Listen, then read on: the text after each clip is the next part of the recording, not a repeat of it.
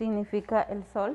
Maria Carolina shows the masks she's made by hand to help protect her community. She's 34, a single mom and a farm worker in the US since 2018 from Guatemala. This past year, she's seen COVID hit hard. Es muy duro. It has been so difficult living through the pandemic because the protection was just not there, and it was so easy for any of us to become ill. In Florida, where she lives, 41% of COVID cases are Latino, but only 22% of those vaccinated are Latino. There's still vast discrepancies between various racial and ethnic groups. A new analysis from the Kaiser Family Foundation shows it's the same for Latinos in almost every state. Colorado, 42% of cases, only 10% of vaccinations. In Arizona, 14% of vaccinations have gone to Latinos, but they make up for 40% of cases.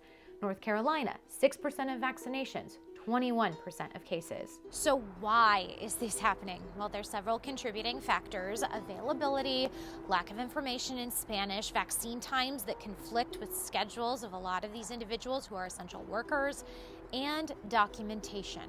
That's the situation with Maria.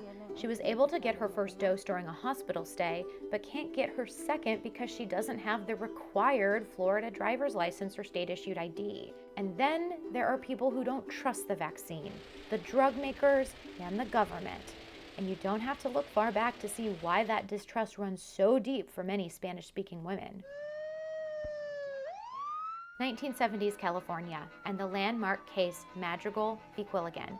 10 working-class Mexican-origin women sued Los Angeles County General Hospital, saying they'd been coerced into getting their tubes tied minutes to hours after undergoing C-sections. It doesn't end there. September 2020, a whistleblower complained of forced hysterectomies on women detained in ICE facilities. It fuels skepticism that isn't isolated to one region. Those resonate in people's mind. Is this vaccine going to make me sterile? Is this a way for the government to make us not to be able to have children, right? Children being a wealth of our community. Battling the doubt isn't easy. For Dr. Martinez Bianchi, it means spending extra hours out in her community to help. This weekend, we vaccinated 2,075 Latinos in six churches and a credit union, the Latino credit union. And then I realized, oh, but we have 90,000 people that haven't gotten a vaccine yet. Hayward, California, the trust is there if it's coming from La Familia, a multicultural organization with a 40-year track record of engagement in the Latino community. They've been working with FEMA and the state to be a trust broker of sorts for vaccines. If they didn't want to take it 2-3 weeks from now, as they find out that family members have taken the vaccine, they feel more comfortable and they're taking it. Their staff calls hundreds a day in Spanish, focusing on cultural competency and language. CEO Aaron Ortiz says it's key to their successful turnout. So how many people have you vaccinated here total, and how many of them are Latino or Latina? So total that have taken the vaccine here, close to 3,200 with a week and a half. 80 to 90% of the people that have been vaccinated here have been Latinos. About a third of the people getting vaccinated at community healthcare centers are members of the Latinx population, which is a lot higher compared to the national average of Latinos getting vaccinated at these mass vaccination sites, which sits at about 11%.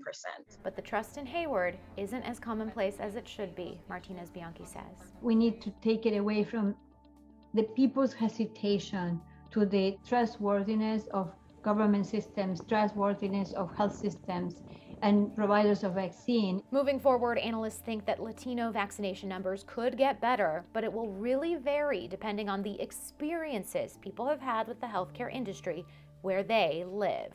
For Newsy, I'm Lindsay Thies reporting.